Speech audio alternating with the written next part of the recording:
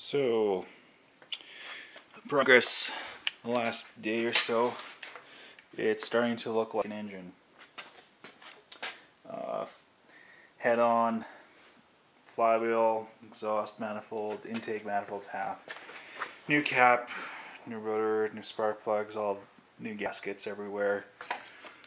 Yeah, so it's looking almost done. Some things that were kind of crazy. Throwout bearing, totally crushed. Not sure if it was like that all the time or what, but totally seized.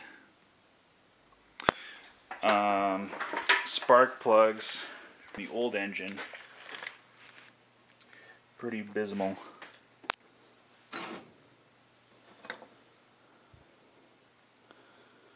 See.